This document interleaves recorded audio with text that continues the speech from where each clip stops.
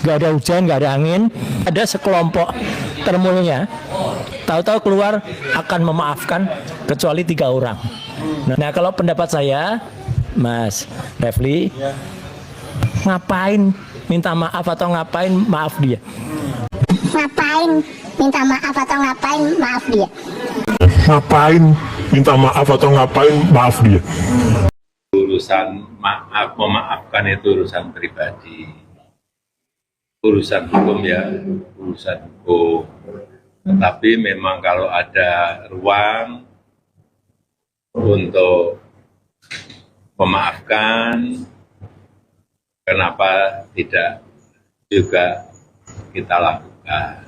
Tapi sekali lagi urusan maaf memaafkan itu urusan pribadi, urusan hukum ya urusan hukum. Nggak ada hujan, nggak ada angin, tahu-tahu katanya ini wartawan tanya. Gimana bisa wartawan tanya? Wartawan tuh nggak tanya sebelum dia keluarin statement sendiri. Jadi harus diingat, awalnya itu ada sekelompok termulnya, Barajp datang ke rumahnya, dipimpin oleh siapa itu ya, orangnya agak gemuk itu. Kemudian tahu-tahu keluar, nggak ada hujan, nggak ada angin nih. Tahu-tahu keluar akan memaafkan kecuali 3 orang. Nah, baru setelah itu adalah konpres di Solo gitu.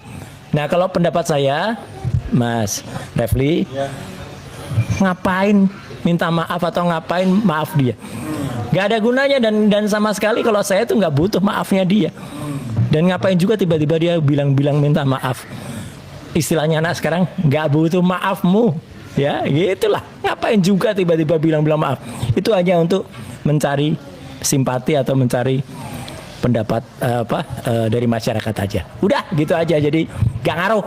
Ya, mau maaf atau maafkan nggak ngaruh. Itu dari saya. Oke, memang agak aneh juga karena pasal colongan juga sebagai lawyer kan. Ya. Jadi sebagai lawyer RT saya juga mengatakan ngapain ini maaf-maafan, karena yang disangkakan itu kepada beliau tidak hanya soal pasal delik aduan, tapi delik umum juga. Kalau normalnya kan delik umum tidak tergantung maaf atau tidaknya dia. Kalau delik aduan, menurut saya prosesnya sudah lewat juga.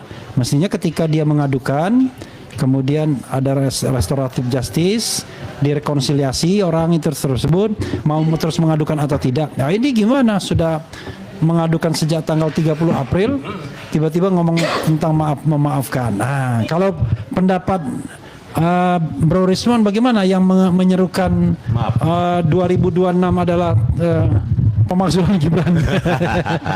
Silakan. Ya, sebelum tentang memaafkan itu, ya 2026 semoga Indonesia lebih cerah lah, tidak gelap lagi dikuasai oleh roh-roh jahat. Dinasti rakus kekuasaan memaksakan anaknya yang nggak lulus SMA, nggak pernah punya ijazah SMA menjadi wakil presiden, mengangkangi 3 lembaga negara sekaligus, Kementerian Pendidikan Dasar dan Menengah, MK dan KPU. Nah, tapi sebenarnya ini ini bencana nasional bagi kita. Memiliki wapres yang tidak pernah lulus SMA. Tetapi bencana yang lebih besar adalah apatisme dari warga. Jadi hal seperti ini kalau dianggap hal biasa, nanti mencurangi lembaga-lembaga negara, persyaratan baik umur maupun SMA yang nggak pernah ada, ijazah SMA nggak pernah ada, dan ini menjadi terlembaga dan dilihat oleh generasi-generasi muda. Oh boleh toh, dan sah-sah saja selama lu punya power dan lu punya money, it's fine. So ngapain lu perlu sekolah?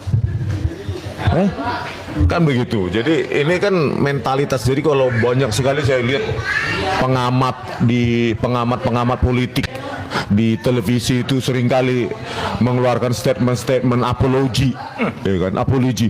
Bagi saya ijazah Jokowi udah selesai. Untuk apa? Harusnya dibicarakan yang lebih esensi. Halo, saya yakin lu kalau nggak punya ijazah dulu juga nggak jadi pengamat. Gitu loh. Ini kan masalah contoh integritas dari seorang pemimpin. Kalau nggak ada ya bilang nggak ada, kan begitu.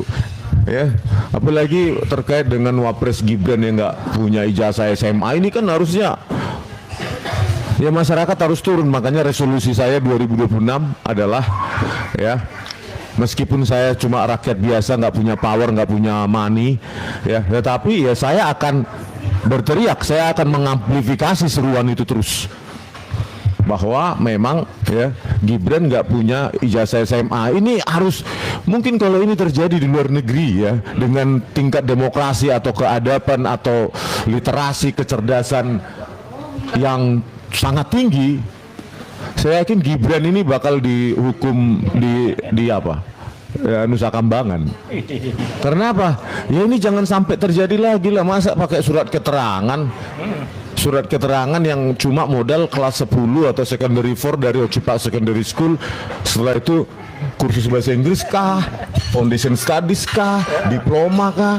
Nggak jelas. Ya, tetapi pengakuannya sih diploma dan pendidikan tingkat awal plus kelas 1 SMA, masa SMK. Nah, oleh karena itu kita nggak punya harapan lagi sih dari lembaga-lembaga yang seharusnya mengawasi jalannya pemerintahan seperti DPR lah, atau apa lagi yang ad hoc itu apa tuh Bang?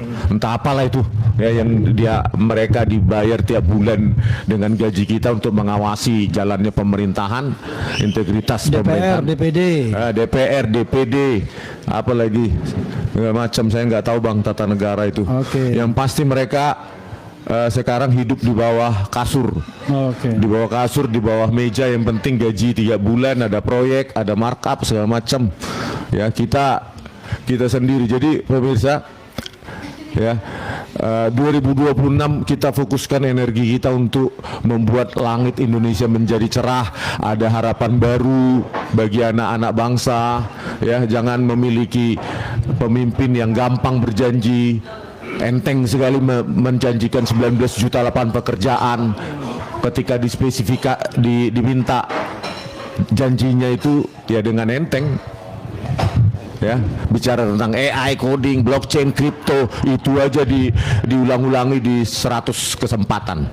Ya, oleh karena itu ya, kembali ke masalah maaf memaafkan. Apa urusannya maaf memaafkan? Anda yang memulai ya Anda harus mengakhiri, gitu loh. Apalagi Anda yang melaporkan dengan pasal 32, 35 Pak Jokowi. Itu ancaman bukan main-main tuh bagi kami. Ya, mungkin bagi Anda itu main-main karena Anda punya power ya, masih sisa-sisa power, apalagi anak Anda itu wakil presiden masih, dan money, dan semua itu kami tidak punya. Ya. Tapi kami masih punya Tuhan, penguasa alam semesta ini yang jauh lebih besar daripada kau. Ya, walaupun saya bukan orang religius, tapi hukum alam itu diatur oleh kekuasaan supranatural yang kau sendiri hidup di dalamnya. Kalau ngomong begitu religius itu artinya. Ya tapi Bang, kalau bawa Tuhan itu religius artinya. Implementasi Bang, bahwa ada kekuasaan supranatural yang kau sendiri nggak bisa lihat, dan selama ini kan kita kan dianggap itu bahwa kita yang bohong. Atau polisi kemarin waktu gelar perkara khusus kan setengah protes. Bukan kami. Pasal 32 semua 6 pasal itu mulai dari laporan awal tercengang kita semua. Kami kira proses pengembangan penyidikan yang membuat laporan. Ternyata Joko Widodo sendiri. Jadi apapun yang keluar, statement apapun yang keluar dari Joko Widodo bagi kami seperti angin lalu lah. Ya, dia mau ngomong apa aja itu nggak ada konsistensi. Ya, mulai dari Pak Kasmujo, SMK dan lain-lain, maaf, apalagi pasal. Saya hanya melaporkan peristiwa, padahal pasal juga nama juga. Jadi oleh karena itu kita kan sama-sama belajar. Belajar apa itu? Pola. Ya kan, pattern. Kalau orang selalu inkonsisten, siapa yang mau percaya? Kan itu, ya.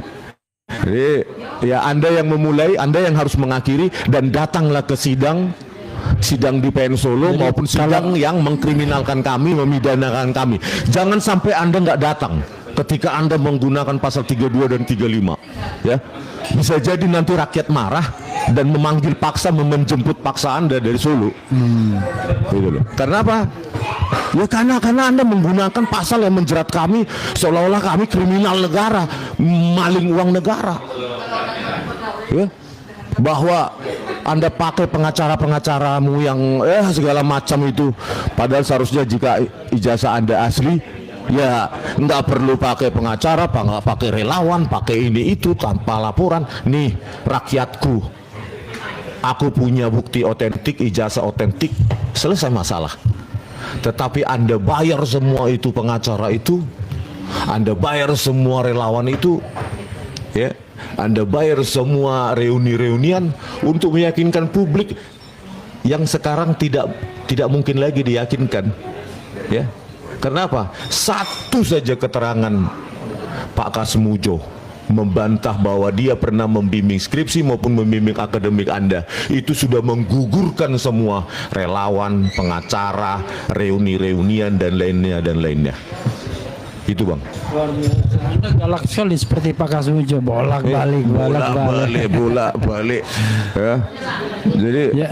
bagaimana Pak Kasmujo, sehat kan sekarang? Sehat. Lihat itu Pak, kenal nggak Pak? Sebenarnya kenal nggak sih sama Pak Jokowi?